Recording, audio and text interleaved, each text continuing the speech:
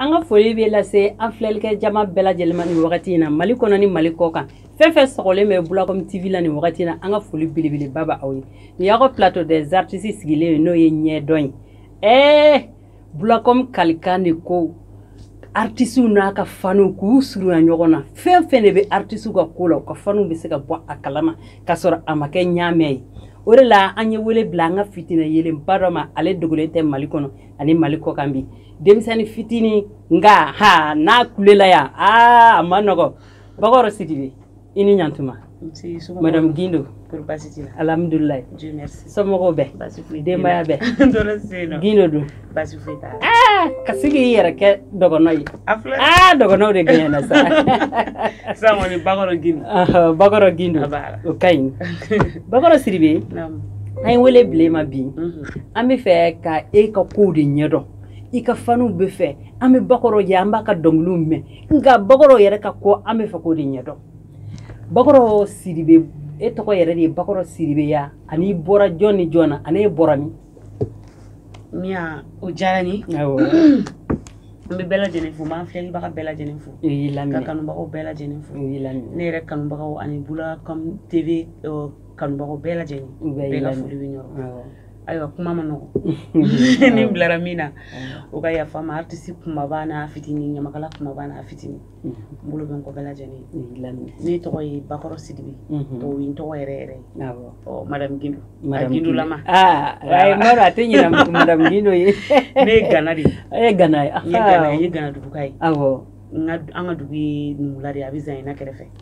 mais n wolola Buguni k'an mɔ Buguni micro in yɛrɛ n y'a ta Buguni o de y'a to ni ye mɔgɔ caman ɲininka a bɛ ko hakili ko ne ye Buguni ne yɛrɛ hakili la k'e ye Buguni ka voilà n ba ye Buguni ka ye n yɛrɛ wolola yen n mɔna yen n y'a daminɛ donc n ye Buguni ka ye ne fa tɔgɔ Musa Sidibe a bɛ Sɛgɛlafiɲɛ bɔ la Buguni n ba tɔgɔ ye Mariam Kulibali k'an ka foli bɛ Buguni ka bɛɛ ye nin wagati in na o faamuyara Bakɔrɔ ka yɔrɔ la Bakɔrɔ ye Gana ye nka an yɛrɛ hakili la n ko Buguni ka de don mɔgɔ caman y'o question ci fɛ o jaabira fani o a y'o mɛn sisan kɔni Bakɔrɔ Sidibe e nana dɔnkilida la cogo di bon Mia fɛn bɛɛ lajɛlen ye dakan de n'o tɛ ne ye dɔnkili da ka fɛn caman kɛ dɔnkilida la ka sɔrɔ ne t'a dɔn k'a fɔ ko dɔnkili bɛ ne faso ni n baso la parce que ne lamɔna de ne dira lamɔ la depuis fitinin donc dɔnkilida tun ka di ne ye n bɛ dɔnkili da fɛnw na fɔ n nana don école la vers le 6e année ni dɔnkili da fɛn fɛn mun bɛ kɛ u bɛ ne de wele écoleso inter-école ka na Buguni yɛrɛ commune ka activité olu de tun b'a solo da ka na b'o la n ye biennale kɛ ka séminaire régional kɛ plutôt ka sɔrɔ ka biennale kɛ bon n ye compétition caman kɛ ka Buguni kunna wolo bon n tor'o de la dɔɔni dɔɔni n nana Tunukabuna concours kɛ n bɔr'o la comme finaliste donc après n nana u ye orienté n bila ka taa Sikaso IFM na donc c'est de là que n y'a fɔ n ka directrice ye komi an tun bɛ to ka 8 mars organiser n ko ayi n ko morceau dɔ bɛ n bolo n ko n bɛ se k'o da musow la donc directement n ye o morceau in da o diyar'u ye kojugu donc n nana t'o la événement ne de b'a kɛ donc kana t'o la Sikaso région yɛrɛ kɔnɔ fɛn fɛn mun bɛ kɛ ne de bɛ wele donc n tor'o de la dɔrɔn n sina ka groupe yɛrɛ sigi en 2005 donc n ka carrière yɛlɛla ten de fo n nana compétition avec Chante Mali Chante Bavaria a financé donc nous trophée national ta donc un album bora au delà o la 5 750 000 di donc album follow bora de là en 2011 sinon donc li ni faso la abi baso la ni fa ba de ko donc da donc un fa dɔgɔkɛ no ye ne yɛrɛ fa ye abi tiɲɛ so bi vraiment Sidibe ale de kun bɛ bala fɔ sinon ale sini ne tɛnɛmuso ninnu bɛɛ bɛ dɔnkili da n fanicinimuso ninnu bɛɛ bɛ dɔ kɛ ne yɛrɛ baso fana na o kelen don bɛɛ bɛ dɔnkili da ni sisan yɛrɛ tɛ olu tɛ fɔlikɛla wɛrɛ ta ne yɛrɛ ba kun bɛ dɔnkili da fu b'a la Bugunibaw ɲuman na fu b'a la kuru k'a la kana yan'a bɔ kuma cɛ y'a ye donc ne kɔni n'a dɔnkilida la ten o ɲɛna i ka faniw bɛɛ bɔr'o kalama sisan an yɛrɛ fana ye faamuyali sɔrɔ o la e kɔni y'a sɔrɔ bamananw ɲuman na i y'a sɔrɔ Bamakɔ fɛ i y'a min sin fɛ k'a salo Bamakɔ fɛ an ye bɔw ye Ala y'anw dilan an fana filaw dilan quoi parce que i b'a dɔn dɔnkilida filɛ ne y'a sɔrɔ n faso la k'a sɔrɔ n baso la mais ne ma encadrer par exemple i b'a sɔrɔ dɔw bɛ yen n'u wulila sɔrɔ dɔnkili bɛ ka da u ka so i t'a sɔrɔ somɔgɔw de b'a tigi encadrer ne ma encadrer i ye culture jeunesse de ne encadrer parce que depuis fitini ne b'olu de ka i b'olu de ka wɔ kɛ ya la culture donc o yɔrɔ la n bɛ culture mɔgɔw bɛɛ lajɛlen fo k'an karamɔgɔw bɛɛ lajɛlen fo n'o ye Sam Mariko ye a bɛ Buguni mɔgɔ contribuera ne ka formation na depuis fitini fo ka se bi la n bɛ Ablaye Jabate fo n bɛ Neba Solo fo n bɛ n kɔrɔmuso yɛrɛ fo n'o ye Mamu Sidibe ye n bɛ Mariko Jan fo Sikasogo kɔnɔ bɛɛ parce que bɛɛ lajɛlen de contribuera olu bɛɛ de contribuera ne ka formation na depuis fitini jusqu'à aujourd'hui. Ok voilà an b'a fɔ o ye an bɛ culture mɔgɔw bɛɛ lajɛlen fo o wagati in na ok o faamuyana Bakɔrɔ mais ne da tɛna tɛmɛ e ko i ye dɔnkili min da IFM na musow fasa i bɛ se k'o yɔrɔnin dɔ fɔ ko dɔnkili duman ka di muso ye sa muso ŋɔŋɔ de kan dun bɛ Mali musow ma san sabali san tɛ aw ɲɔgɔn tɛ Afiriki kɔnɔ san sabali san tɛ aw ɲɔgɔn tɛ Afiriki kɔnɔ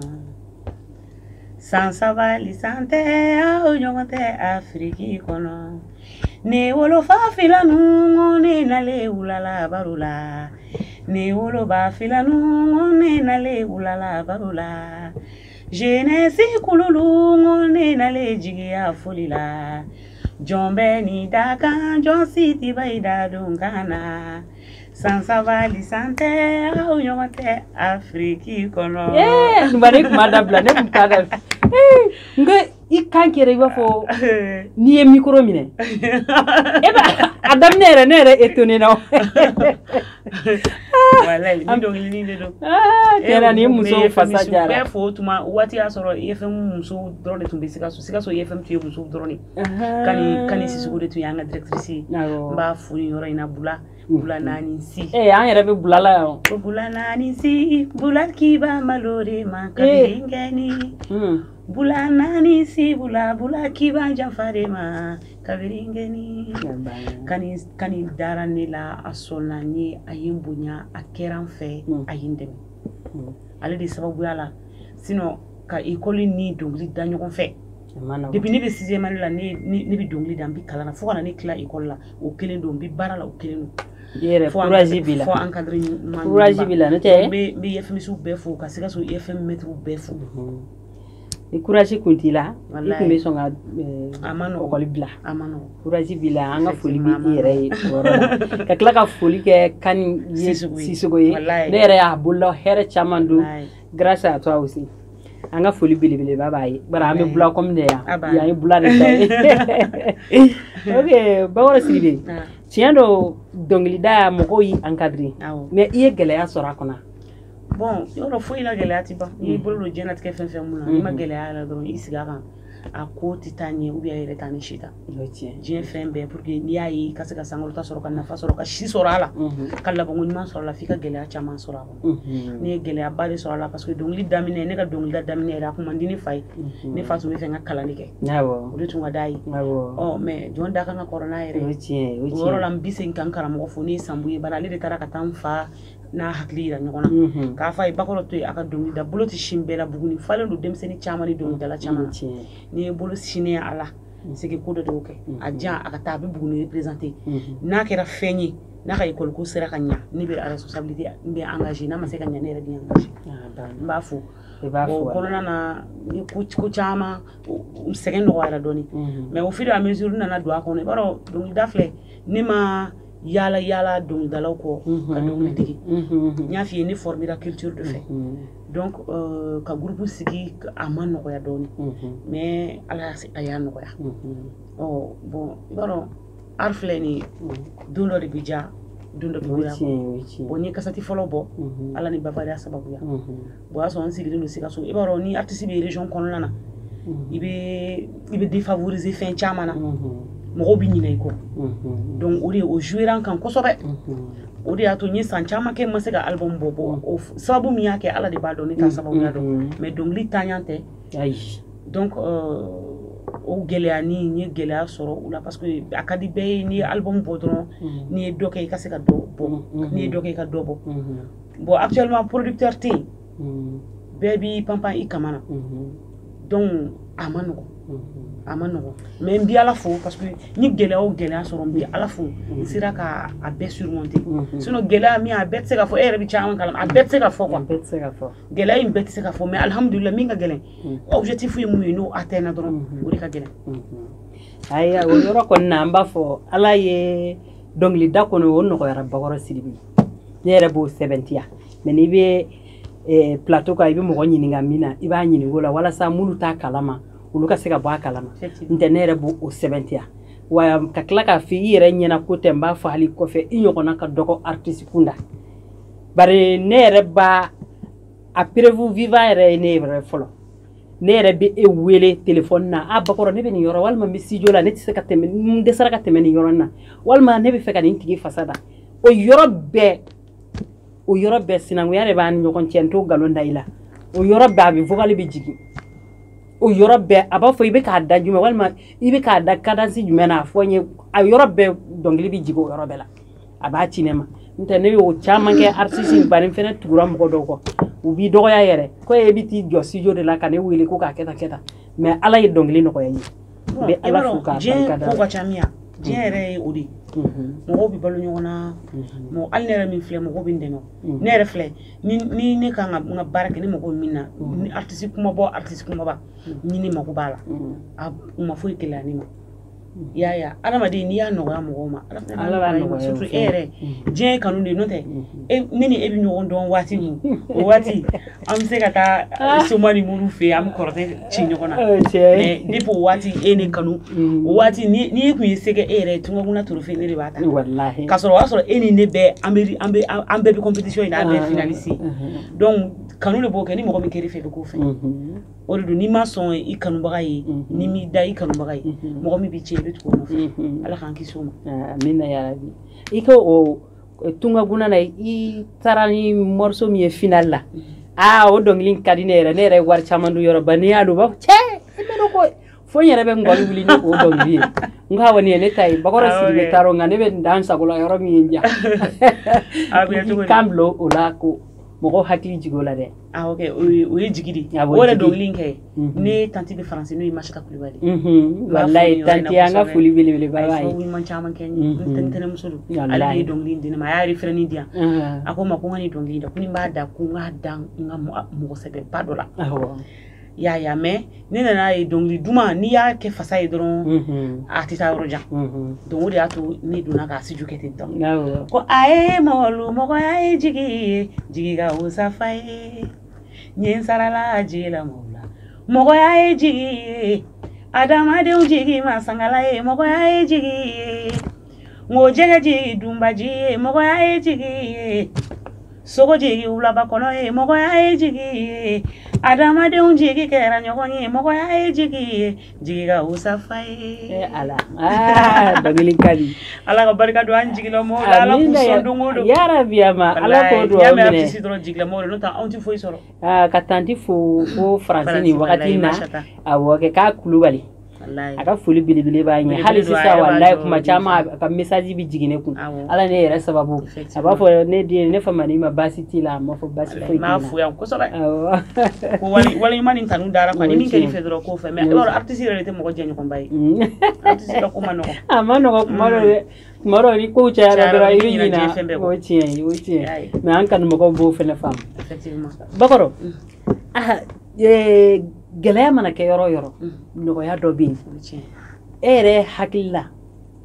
nɔgɔya jumɛn kɛra ye e ye nɔgɔya jumɛn sɔrɔ dɔnkili fan fɛ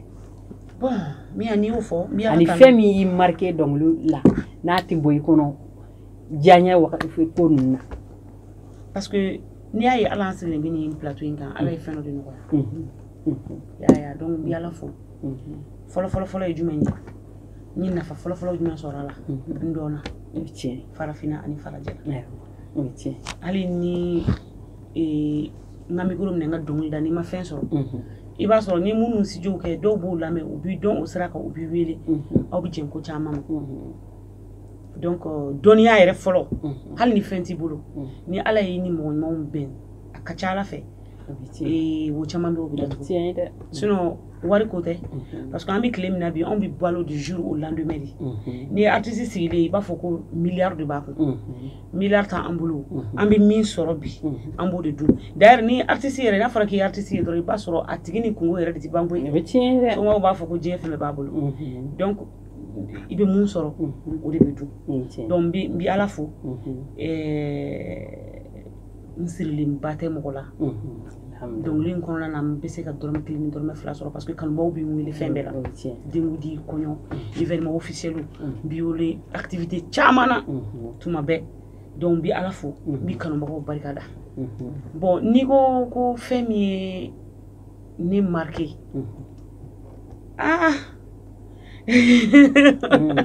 don dɔ fɛn dɔ ye fɛn ba dɔ walima surprise ba dɔ ko dɔ kɔni kɛ musique la a ye marqué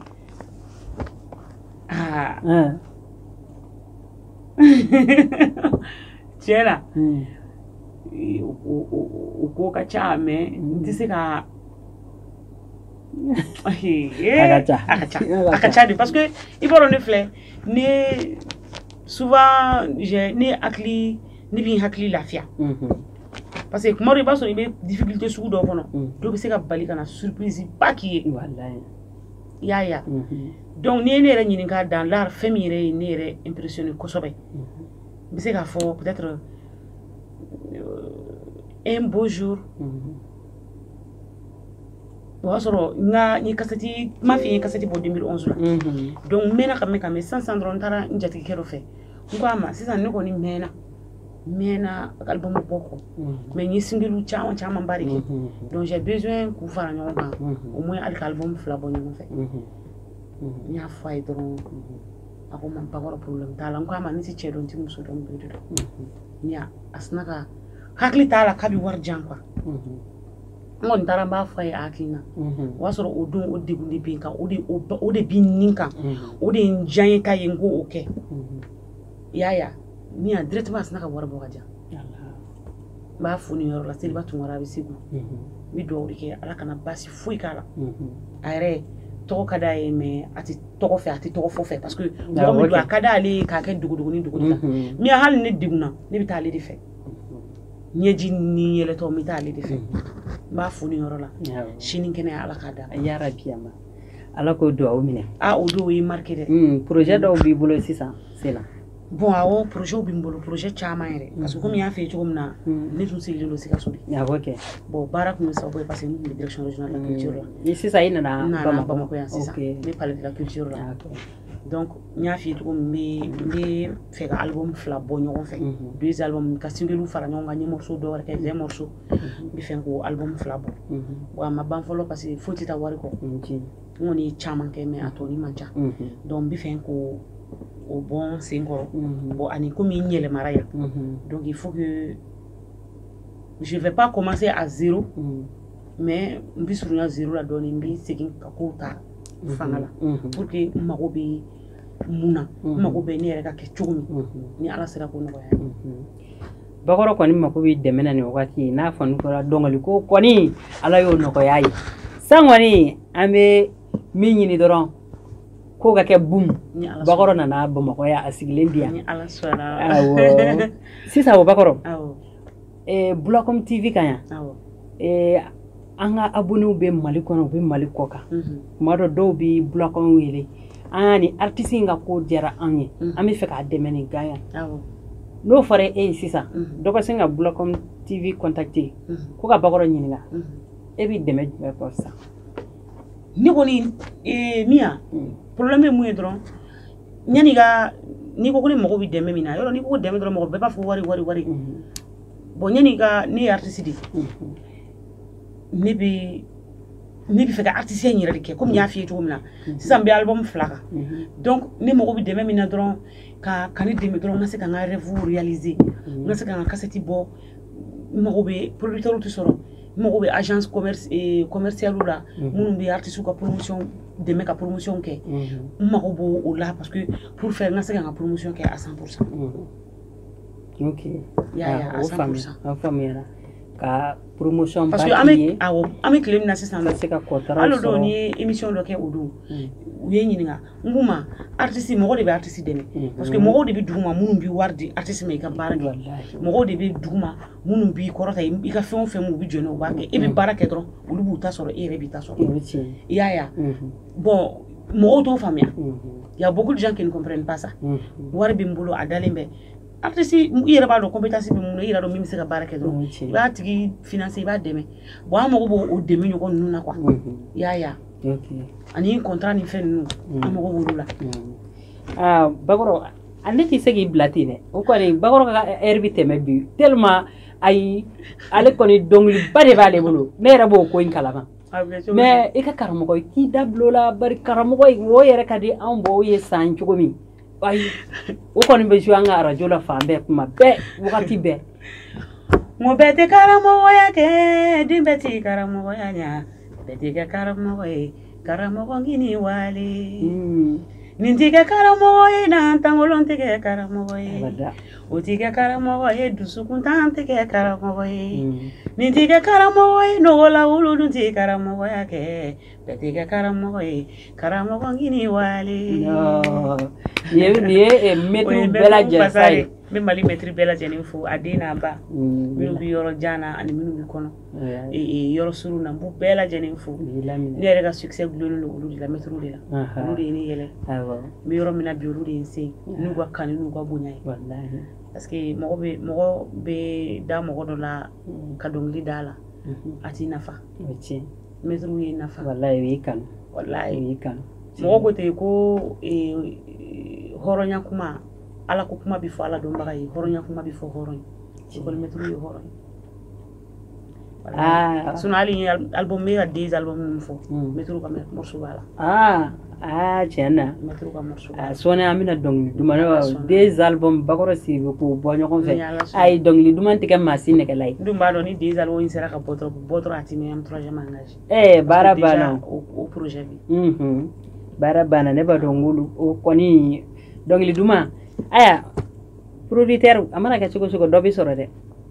dɔ bɛ sɔrɔ ok Bakɔrɔ Sidibe n tɛ n'i bila ka taa ten dɔ ye ɲininkali dɔ kɛ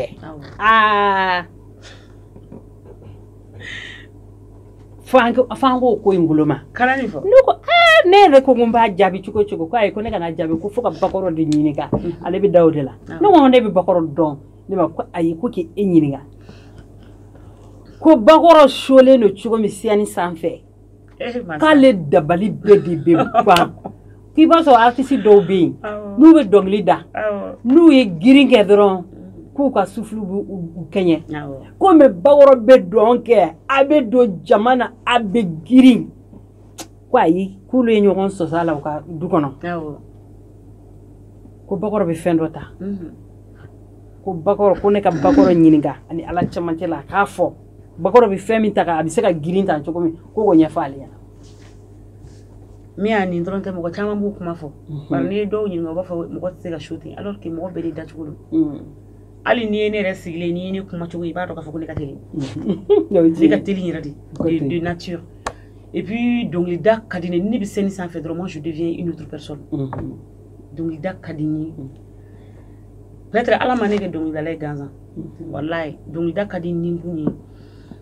ni n yɛlɛla ni ne yɛrɛ ye public ye ka ban a ka d'u ye dɔrɔn ayiwa o kuma ne yɛrɛ fana bɛ taa n tɔ la ayi surtout ni mais hali ne ka café noir min tɛ ten depuis ala ye n da n ma deli ka n y'a sɔrɔ an bugunikaw la mentalemafɛn a nɔgɔma n'a gɛlɛma depuis ala ka n da n ma deli ka a suma d'a ma depuis ala ka n da n b'a ɲini ala fɛ ala ka a cɛ janya ne la fana amina yarabi parce que jɔn tɛ ko dɔ bɛ ni mɔgɔ bɛ bi de la i tɛ sini o ye tiɲɛ ye o ye tiɲɛ ye sinon n bɛ yɔrɔ min na bi n tɛ pɔrɔpɔrɔ kɛ pɔrɔpɔrɔ an t'ale mɔti awɔ hali te ne t'a min ka bɔ so ka taa fɔlikɛyɔrɔ la peut-être ni sera yen ne bɛ se k'a min dɔɔni awɔ i ka o fani a b'a tɔgɔ kana fɔ mais i ka fani ba don k'ale yɛrɛ bɛ tila k'i ɲininka mais ale bɛ fɛ ale ni mulu ye ɲɔgɔn sɔsɔ olu fana ka se k'a mɛn quoi n t'a dɔn ne ko n bɛ jaabili kɛ a ma sɔn n ko ne bɛ Bakɔrɔ n ka kuma n'a ka teli yɛrɛ de n'anw yɛrɛ de b'a kɔrɔ kuma dɔ an b'a kɔri n k'an ka taa dɔɔni dɔɔni hali ne tun bɛ jouer Sikaso bɔlɔn na dɔ de la k'a fɔ ko ne bɛ gulɔ min yɛrɛ de k'a kɔ confirmer yɛrɛ kulu bɛ alcool min n terimuso dɔ bɛ ko bakɔrɔ tɛ alcool min koyi ne ko n ka a to yen Adèle Jara n b'a fɔ ni yɔrɔ la n k'a ma a to yen sa ne filɛ ne bɛ taa animation na kuma dɔ u bɛ sucreries san ka di ne ma n b'a bila n ka chaise kɔrɔ ne n'a bɛ taa so n bɛ ji dɔrɔn de min fɔ n ka taa n b'o sɛbɛntiya a ma nɔgɔn ok o faamuyara bakɔrɔ mais i tɛ se ka bila ten an bɛna an ka kuma kuncɛ kuma o dɔnkili i b'o da an bɛ sɔrɔ ka émission in bila yan bari bakɔrɔ ye biennale kɛ caman hali sini biennale mago b'i la hali sisan u ye n bila ka bɔ 22 tɛmɛlen u ye ko Asim an président k'a ye événement dɔ kɛ pour la paix donc région bɛɛ ka na ni solo o yɛrɛ tun banna yɛrɛ u ye n wele ko fɔ n ka na ko ni ma na dɔrɔn ko mɔgɔ tɛ yen mun bɛ se k'a kɛ donc finalement n nana ka na Sikaso représenter o la ka sɔrɔ ka segin dɔnkilida ye o de ni mago jɔr'i la tuma o tuma i b'a kɛ alhamdulilayi Sikaso région y'an bila condition na o don kama solo yɛrɛ de ye dɔnkili in composé n'o ye Neba Solo n b'a fɔ kosɛbɛ a n'a ka studio jama bɛɛ lajɛlen parce que a fana ye studio de production kɛ sisan n b'a fɔ kosɛbɛ Sikaso ne denkɛ awɔ artiste i mana kɛ cogo cogo n'i sera a ma ale n b'a seko n'a dunun kɛ n b'a fɔ a ye n kanu a ye n bonya a ye n dɛmɛ parce que sisan yɛrɛ ani an jɛra ka album dɔ kɛ ɲɔgɔn fɛ ni ale ni Bɛnɔgɔ album international dɔ Musa ka producteur de y'a produit an mɛnna baara in na a bɛ n wele don min na a ko n ma Bakɔrɔ e de bɛ se ka nin baara in kɛ bi do dɛ mais n b'i fɛ i ka kɛ fɛn dɔ sini wa diɲɛlatigɛ fɛn o fɛn n'a bɛ kɛ a bɛ n wele nka ni n sera a ma problème na a b'a jɔ n ye n b'a fɔ a y'i laminɛ nin wagati bari dɔnkili kɔni fanfɛla la i mako jɔra Bakɔrɔ la fɛn o fɛn de la Ala kɛlen bɛ ka composition nɔgɔya ye dɔnkili fanfɛ a kɛra fɛn o fɛn i mako b'a la an bɛ fɛ i ka solo dɔ da a ye kɔni ye k'a fɔ ko n kɔrɔla ko i bɛ bɔ biennale ko nin fɛ o tɛ Bakɔrɔ t'a la koyi an mako jɔra a la fɛn o fɛn la biennale kɔnɔ wa n'a ye min da taa ni koyi a bɛ se k'a fɔ ko an t'a ta k'a bɛ fɛn mais mɔgɔ n'a ye dɔnkili min da a bɛ sigi k'a lamɛn an mako bɛ thème min na a bɛ taa kan de solo dɔɔni da an kanubagaw ye an bɛ sɔrɔ ka ɲɔgɔn bila yan d'accord donc yani n ka solo da awɔ min kanubagaw bɛɛ lajɛlen fo u y'i laminɛ k'an dɛmɛbaga cɛman ni musoman ni min tɔgɔ fɔ yan ma min tɔgɔ fɔ n b'a bɛɛ lajɛlen fo parce que dɛmɛbaga modèle ka ca dɔw bɛ yen nɔ i bɛ taa sɔrɔ nafolo de b'u bolo u b'o d'i ma mais dɔw bɛ yen nafolo t'a bolo ale bɛ fɛn wɛrɛ k'i ye a bɛ ɲɔgɔn dafa de min kanubaga cɛman ni musoman a denmisɛnnin ni maakɔrɔba n b'a bɛɛ lajɛlen fo ayiwa n bɛ n karamɔgɔ bɛɛ lajɛlen fo min yɛrɛ ka belebele fo n'o ye n cɛ ye parce que n'i y'a mɛn muso artiste cɛ de sɔnna n'o ye n ka dɔgɔnɔkɛ Paama ye Badara Sadia Jalakarini n b'a fo ni yɔrɔ nin na ka Gindulakaw bɛɛ fo ka a badenw n'a sindiw n'a jɛɲɔgɔnw ka dɔgɔtɔrɔ bɛɛ lajɛlen fo ayiwa n yɛrɛ ka belebele bɛ n'o ye Fifi Tɛnbeli fana i b'a dɔn ale k'an ka fo dɛ n tɛ kuma n ka marraine yɛrɛ wari caman don i yɛrɛ jurula a bolo ne ka marraine don a kɛlen don ONG belebeleba de b'a bolo Bayaŋara projet caman b'a kɔnɔ muso min don engagélen don ka Bayaŋara musow ni Mopti Mopti région musow bɔ k'u ka baara kɛ ka denmisɛnninw bila baara la ko sokɔnɔ sigi tɛ foyi nafa ko n'u jɛra ka baara kɛ ko dugu bɛ yiriwa bonya b'a fɛ karama b'a fɛ Ala hinɛra la a hinɛna mɔgɔ a hinɛna mɔgɔ la wa n'a nisɔndiya ko ne ko k'a tɛnbeli nin kɛnɛ in kan Ala kana foyi k'a la n bɛ e yɛrɛ fo ka Bula TV mɔgɔw fo bɛɛ lamɛn ka artiste cɛman n'a musoman n b'a bɛɛ lajɛlen fo k'an yɛrɛ kɔrɔmuso fo kosɛbɛ n'o ye Mamu Sidibe wallahi balimaya ka di sa balimaya ka di n'i y'a ye mɔgɔ mun ko balimaya don ta a bɔta ye i m'a ɲuman de sɔrɔ o ye tiɲɛ n b'a fɔ a ye fɛn caman kɛ n ye a bɛ n bugɔ a bɛ se ka n bugɔ a bɛ se k'a nɛni a bɛ n bilasira a bɛ n ladiya an ka foli belebele ne mana taa cogo cogo mana kɛ fɛn cogo cogo ne bɛ segin ka k'ale de o ye tiɲɛ ko ne ko k'a Sidibe Ala ka sini kɛnɛya d'a ma Ala ka denmisɛnninw balo a n'a ye bari ne mana dɔnkili da cogo cogo ne mana se cogo cogo ne b'ale de kɔfɛ o ye tiɲɛ n'ale de sɔnna dɔrɔn ne bɛ kɛ fɛn ye n'ale banna dɔrɔn ne bɛ dan sira la ko ne ko k'a Sidibe donc i ko n ka solo da ayiwa solo n ka solo jumɛn de y'a sisan solo ka ca o i mana min tɛ o de la ne t'a dɔn ne bɛna min f'i ɲɛna ni solo fɛn fɛn de dara o de ka di mɛ i yɛrɛ k'a lajɛ Ibana mi logo kirishe kurogo mina ɲini kini ka shigampi moloma oya nyunyarini yɛrɛ ta kolonga usa walita ɲuman ye fɛn min b'anw fɛ an ka kɛ o fɛ fɛn min b'anw fɛ an ka Mali la fɛn ɲuman don an ka kɛ o fɛ Sanangunya e anw cɛrɛtiri an ka kɛ o fɛ